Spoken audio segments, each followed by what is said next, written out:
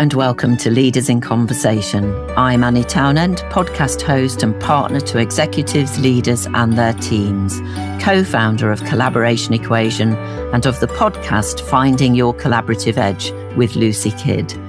Leaders in Conversation is the podcast in which leaders weave together the threads of their life and leadership stories, the people, places and experiences that have shaped them, their values, beliefs, passion and purpose to encourage and inspire you to be even more confident and courageous in your leadership.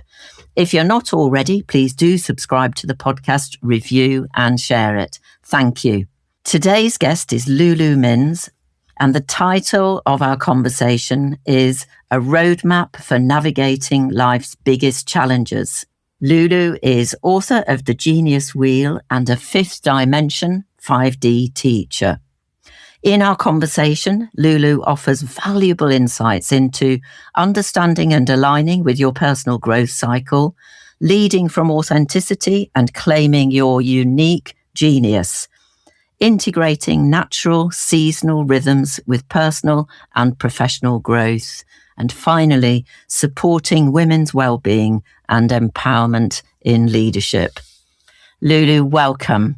Annie, it's great to be here. Thank you for having me.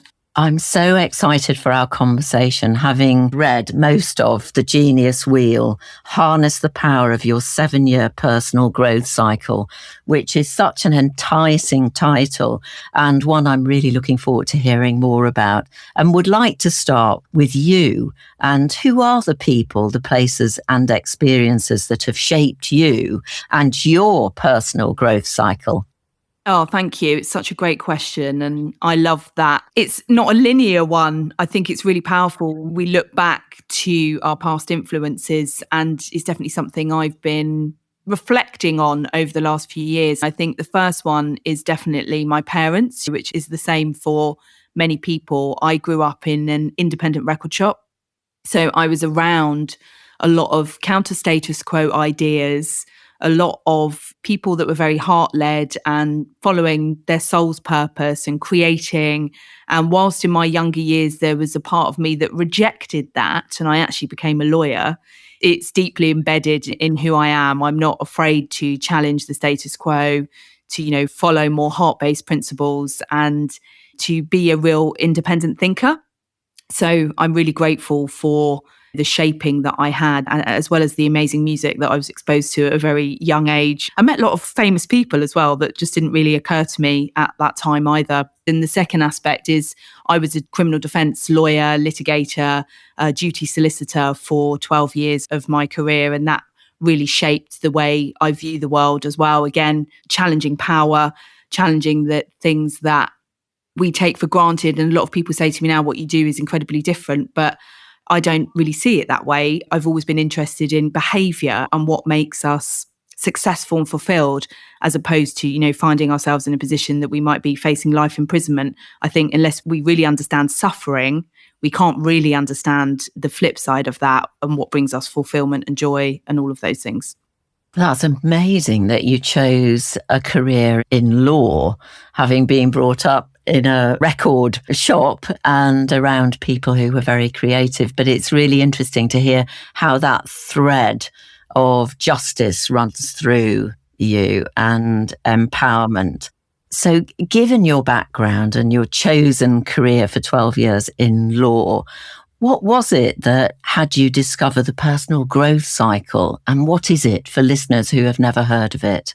I left legal practice really burnt out and exhausted and not really sure of my next steps, which is what led me into coaching and supporting women in a very similar position. And anyone who started anything by themselves, particularly if they've started it from a point of adversity where they've struggled or been made redundant or burnt out, they find themselves on a personal growth journey, trying to work out a new identity and rebirth, as well as trying to get something out there into the world and financially survive. So it wasn't an easy time, but what I found then was helping women at a much deeper level find that sense of themselves. And I was doing a bit of market research a few years ago, and lots of women were like, it's really the personal growth that I got out of working with you yes, I changed X in my business or changed my leadership position, but it was that wisdom, growth and maturity that ricocheted across my life that really made the biggest impact. So I got really curious about personal growth and also the cyclical nature of it, which I call a feminine-based principle, which when we have been trained in more male-dominated industries and archetypes, we can be really removed from. So that's the starting point. But it was a very slow burn over a 10-year period. I think it is personal growth, isn't it? And you work with, and it's in our title, the fifth dimension. And for some people, that will be familiar as the 5D. But what is it for people who are hearing about the personal growth cycle for the first time and the way in which you work with the 5D principle? It's something that I've been aware of and I've really shifted into since the book was published in May of this year. The fifth dimension being beyond the surface level and what we can actually see within physical matter, because that's the 3D, what we can actually see and we can touch and we can understand. And the fourth dimension is time, this concept of time, which also isn't linear, it's cyclical, which I'm massively interested in. And then the fifth dimension is beyond that. It's like a higher vibration that we can connect with as humans. And we're almost seeing a bit of a split, like the old world is trying to grip hold of this old way of doing things, which actually isn't working. And we have to start changing that on a personal level. We can look to the systems and structures that are there in the world to change, but that actually comes to us changing and working ourselves at a higher level. And then the things around us start to change as well. So it's us taking personal responsibility in some way, shape or form of what is happening in the world. Technology is creating a revolution that's as big as the Industrial Revolution. And the old ways of doing things are just simply not going to work. As humans, we need to take ourselves to a higher place, which is a good place, but it's not an easy journey. We have to let go of some of the older ways of doing things. And what have you had to let go of in order to align with your personal growth cycle and to tap into the fifth dimension in your life and your leadership?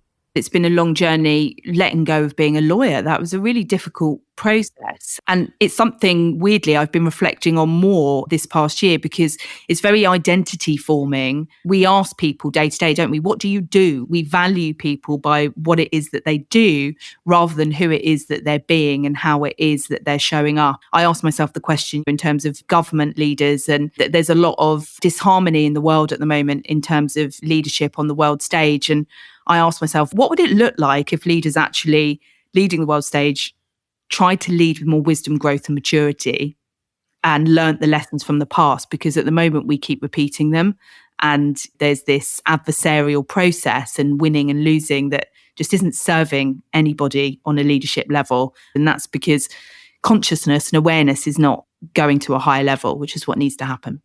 And the need to focus more on the being rather than the doing. I'm interested in the question that so often people will introduce themselves through what they do. And one of the ways in which I like to invite people to introduce themselves is through their name. Tell me something about who you are through your name. So my desire in the work I do with teams and groups and indeed on an individual one-to-one coaching, I'm asking people more about who they are. Tell me about who you are. What do you care about? I was actually Louise in the legal profession, and that is actually on my birth certificate, but I've never been called Louise by my parents. I was Lulu in school. And when I left, Lulu made a comeback. I'm actually named after Lulu from Hollywood, and she was the rebel of Hollywood, actually. She refused to follow the status quo. And I think as women, we're really there to change that and challenge the way that things have been done. I'd love to hear more about the rebel in you, because I know you have a podcast with the word rebel in it. Yeah, and I call it She Rebel Radio. I've strangely not been recording this past just over 12 months. And if we tie that into the 7-year personal growth cycle, I started it in 2019. So I know there will be a comeback of She Rebel Radio in 2026. And I've been writing a lot of stuff very quietly and feeling into what that might look like in terms of the shift of the narrative. But yeah, that archetype of the rebel is something I've really connected with over the last 10 years that I've been on this journey. But that wasn't always an easy process, actually, because the rebel can be quite rejected for calling people out on things that they don't see as helpful. Particularly as a woman, we're taught to be compliant as women, and that doesn't always serve us. So a lot of women come to me because they don't necessarily want to be quite as defiant as I can be, but they want to challenge and they want to push back on how they're being in the world and to stop prioritizing everybody else and their needs and talk about how it is that they prioritize their own. And I talk about Virginia Woolf quite a lot in the book. She says every woman needs money and a room of her own to really connect with her genius in the world. And she was a big inspiration for me in writing the book. How do women align with that personal growth cycle and the rebel in themselves that doesn't want to be either compliant or defiant, but their own version of having a room of one's own and some money? I talk about, in the book, it's a dual layered framework where I combine the seasonal cycle with our personal growth cycle. So one way that women can connect with that is me saying they might have an intuitive nudge when I say that we have our own personal winter, spring, summer and autumn. If you've been in struggle this year, trying to get something out there in the world or lead more powerfully or whatever, and it's just not been happening, it may be that you're in your inner winter. So it's about giving ourselves permission. And rebelling doesn't always need to be loud and challenging. It can just be honouring yourself and the cycles that you are in. Even our menstrual cycle as women that we have to learn to navigate in a male-dominated world. I quite often say we can do more in 2 weeks than you can do in a month. It just has to be the right 2 weeks. And the working world is not designed for us in that way. So we force ourselves into these linear lines. And the vast majority of women that work with me are in their 40s and 50s, which obviously coincides with the menopause. And that's when that social conditioning also starts to be pulled away, no longer of childbearing age or wanting to do that. Then the people pleasing and the compliance starts to fall away. And some of the emotions that come with that need space to be held as well. And I often say that the cycle and the cyclical can hold us in a more complicated way than the linear line ever can. And women hold so much for everybody else. It's nice to be held in our complexity and to allow that to come forward. And it can be so challenging, I think, those years in our 40s and 50s. Certainly they were for me, where I felt that I had lost confidence during the perimenopause and the menopause in who I was. It wasn't something which I spoke out about, and it was very much a time of transition, of change and of realigning. And I love the way you talk about the cycle and the cyclical holding us as women in different ways, and the call upon us, I think, Lulu, as women to be that in the wider world, especially at this time. It's being talked about a lot more now, but saying that transition is being medicalised by a male-dominated medical system. And there is a place for that, absolutely. And there is a place for HRT for many women, but not all women. But in the book, I'm really trying to change the narrative and see that transition as not always easy, quite the opposite. It's about embracing the challenges and the opportunities that come. But I talk about our genius phase being in our 7th, 8th and 9th personal growth cycle, which is 42, 49 and 56. And there's a coming together of our sacred gifts. It's a meeting point within us where we can really step into something more powerful. And previously, it's been the chapter of our lives that's missed out because we've been valued as women for our childbearing abilities. It's been maiden, mother, crone, that's it. Whereas this missing phase, and again, that lawyer in me, if you're going to win a case, it was always on the unused material. I'm always looking for what's not there, not what's there, what's not there. And that ties into the 5D stuff as well. Let's not just focus on the physical stuff. And as women, our past is we had quite a close relationship with spirituality and what's not there. And the modern world started to disallow that and say that wasn't okay. And I think there's a returning to that what's not there and how that can guide us, including nature, which is there very physically, but it's also there energetically. But what you're also saying, I think, is whilst there are nature's seasons, we've got our own inner nature. We're recording our conversation in winter here in the UK, and that I could actually, if I've understood correctly, be in my summer season or autumn season, even though it's winter.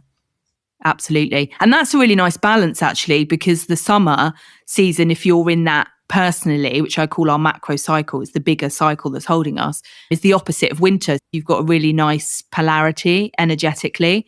Whereas if you're in your winter season that's holding you, and we're in the physical season of winter, which we are right now, it can be, for want of a better word and to keep it simple, very wintry winter, right? There could be a lot of elimination and letting go and feeling stuck and lost. I left my job actually as a lawyer at this time of year.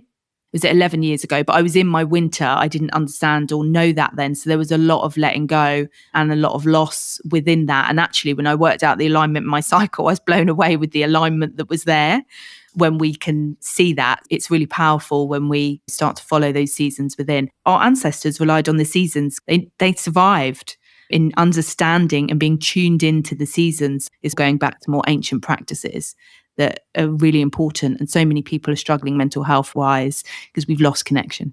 And it is about connecting, isn't it? And talking about the fifth dimension. Say more about that, Lulu, because I'm sure for many listeners, that will be a relatively new concept, and being able to tap into that and it being an important part of who we are and how we are with other people. We don't always have a choice when we're going through that process either. It can be an awakening or an opening of sorts. And from an energetic perspective, things start to fall away. So our winter really helps us connect with the roots of who it is that we are. And then the things have to start to fall away, because we see the fifth dimension as a higher elevation. Then the things that are almost energetically or vibrating at a lower vibration can't meet you. And that might be someone you're in a relationship, that might be the job that you were doing, and there's just not the connection point there. And you've got to trust that path and the difficulties that come with it. And it can be even on a basic level, because there's lots of it going on in the world at the moment, but victim blaming, that person did that, and we do it politically. Everyone points a finger at one person and go, it's his fault, it's that person's fault. It's going beyond that. It's like there's something bigger going on here. And how do we navigate that without finger pointing and blaming, and see situations as maybe being something that's trying to teach us something? When anything happens, I'm like, what's the lesson? Instead of getting caught up in the drama, it's going, what's the lesson? What's this thing, this person, this situation reflecting back in me that I haven't maybe worked through as much as I thought I had? That's a lovely way of looking at people and situations, isn't it? To think, what is this teaching me? Especially if they're very different from who you are, or you experience them as being very different. What can I learn from them? What can they teach me? And in terms of becoming a genius, even the word genius may, for some people, be quite challenging. And you chose to tap into the genius wheel. Tell us more about what becoming and being a genius is. I was really inspired. Virginia Woolf, in A Room of One's Own, she wrote that in 1928, and she imagined a world in 100 years' time where women were in their genius. So I've had that as a quote or as an opening on She Rebel Radio for a number of years, because we're almost at that 100 years, and it seems quite a way off. And when we say the word genius, we think of Einstein or Shakespeare or Mozart and men that look a particular way. Mozart had a very famous sister, but she probably wrote her own compositions as well. But she was taken off doing tours and things like that when she was 18, and she became of marriageable age. So we as women, and many men and non-binary people that don't fit into the stereotype, find themselves even less likely to accept this word genius. So I was wanting to create a much more inclusive model of that. And I talk about Marie Curie or Oprah Winfrey or Virginia Woolf, and this genius actually being a meeting point within ourselves. We can't rush it. We can't force it. The 7-year cycle doesn't help you speed it up either. It helps you look at the challenges and the opportunities and find that meeting point within yourself. How do I find that meeting point in myself, that genius in myself? I explore it in two ways in the book. One is that in the basic sense that we can categorize genius into exceptional intelligence, creative power, or a natural ability. And that has been really powerful for people, including a client of mine who's, I thought I had natural ability, but actually I've got creative power. So she's creating something really powerful this year in her area of leadership. She's been in 5 personal growth cycles. So that's one way of finding which category, or whether you resonate more with Marie Curie, who had exceptional intelligence, Virginia Woolf for creative power in her writings, Oprah Winfrey, a natural ability to be followed by people who want to know who she's having conversations with. Because I love the Dolly Parton quote, find out who you are and do it on purpose. When we get curious about that, and we've got to learn the lessons from the past and embrace those challenges and those opportunities. So the challenges are just as important, if not more important, than the opportunities when we look at them from a higher perspective. Where is this leading me? Where is this taking me? And how can I learn from it? It's about tapping into and recognizing the genius in ourselves. What you've just described is there are 3 kinds of genius, and illustrated beautifully with different women who many listeners will have heard of and or read, like Virginia Woolf, or heard Dolly Parton singing. And we've talked a lot about women. What about men? Your work is very much for women, empowering women in their lives and leadership.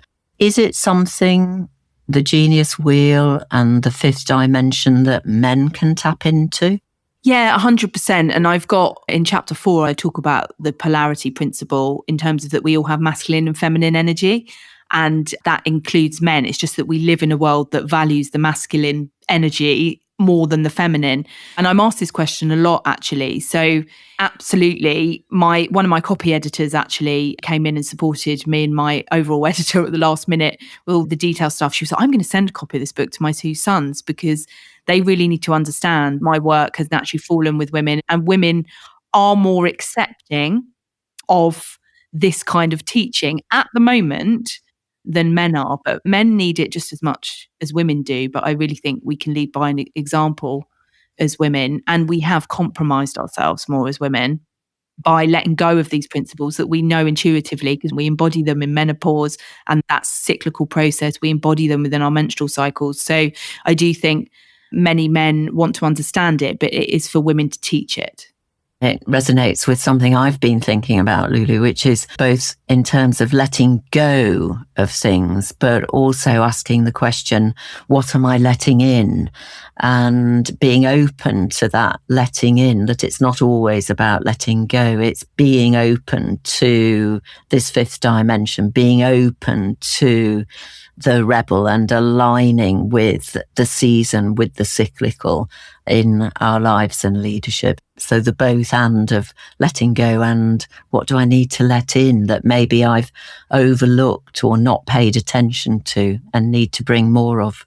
Yeah, and that really ties into receiving and being able to receive, which ties in beautifully with the 5th dimension. Like, how open am I able to receive guidance, the next steps? Because we can be over planned and over planning and thinking that we know all the answers, whereas actually a lot of the power sits in the question rather than the answer. And I think we're at a point in humanity and in our own personal and professional lives of being able to receive more, because as we were talking about, the revolution with AI is going to take over a lot of things that people are doing. And how's that going to look and feel for us? But we can step in and receive whatever our next steps may be. If I wasn't open to that, I couldn't have written this book. I had to be in a constant kind of unfolding, which is scary because you don't know if you let go, what is going to come in. We don't always know.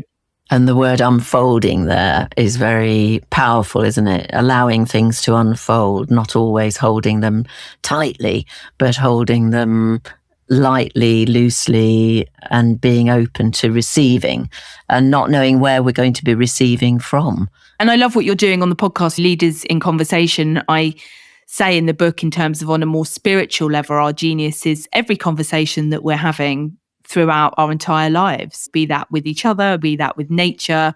We create through conversations. And if we allow that unfolding to take us in a direction we might not have anticipated, that can be really exciting. But again, we're taught to plan out where we're going if we're in these more traditional leadership roles.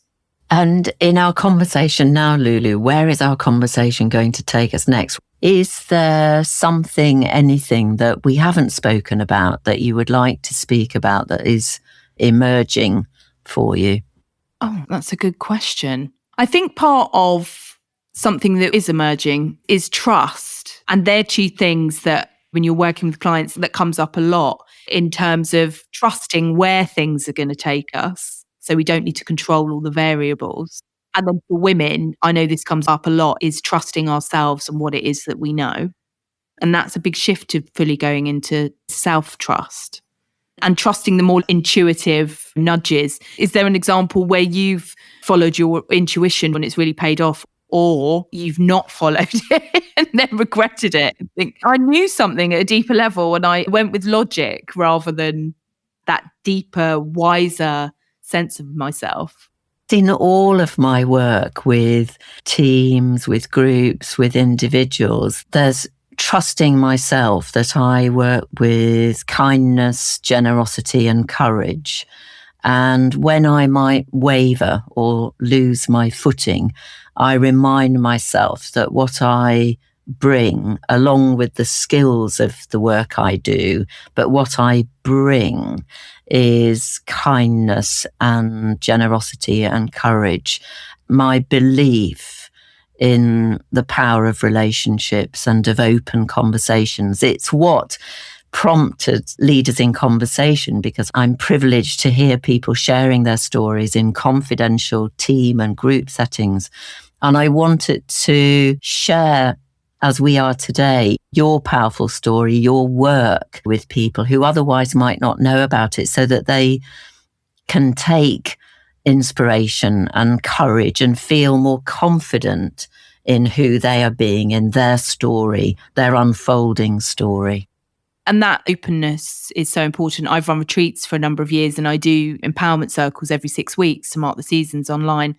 And so often over the years, when people come into those open spaces that they're not used to, there's so much power in sitting with what we don't know. And as you said, courage and curiosity of how can I just ask a different question and sit with that instead of pretending we know all the answers.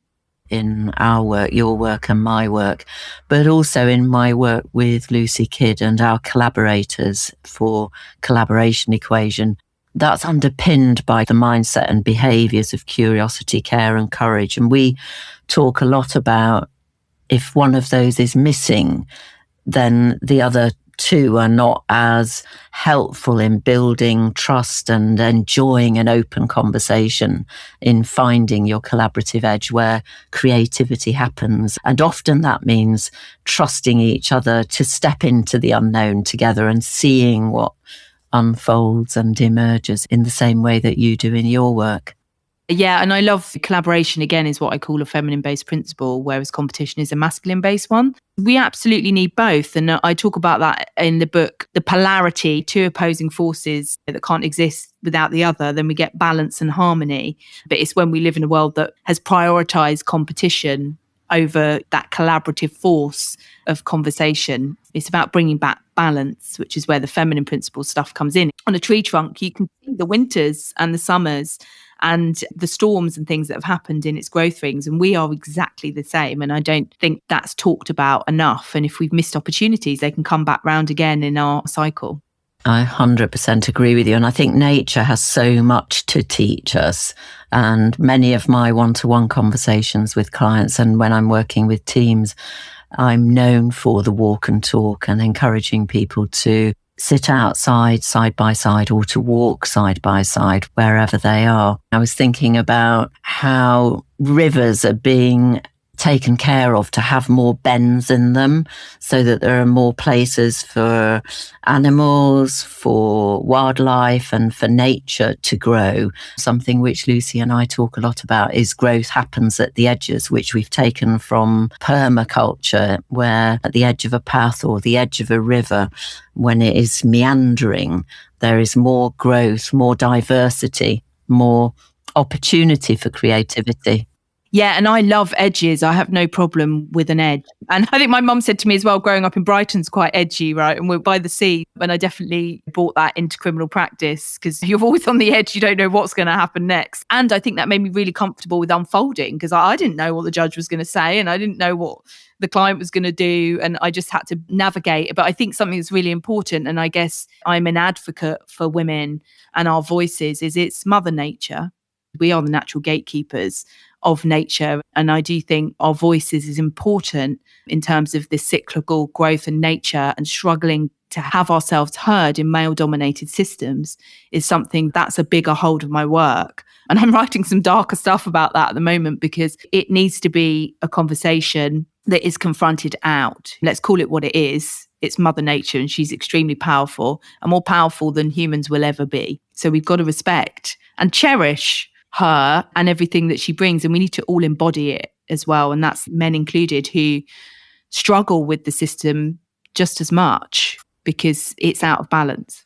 Thank you, Lulu. That lovely to have the word cherish in our conversation, that nature cherishes us and that we need to cherish nature. I shall certainly cherish our conversation. As we come to the close of our conversation, who is the person and what's the conversation you're going to have with them as a result of our conversation today? I'm going to a wreath making workshop, which I think will probably be dominated by women. And I'm taking in some of my older childhood family decorations and trying to put that in some kind of wreath and having those open, unfolding conversations throughout with no particular intention, but just going. And I've really had to embrace my creative nature over the last 10 years because I grew up thinking I was far more academic, and I am academic, but I think that creativity and conversation together is really powerful. As we close our conversation, what are your 3 key encouragements to leaders and listeners, Lulu, to help them find, tap into and align with their personal growth cycle, but also the rebel in them and their unique genius? So I think firstly is to slow down and tune in.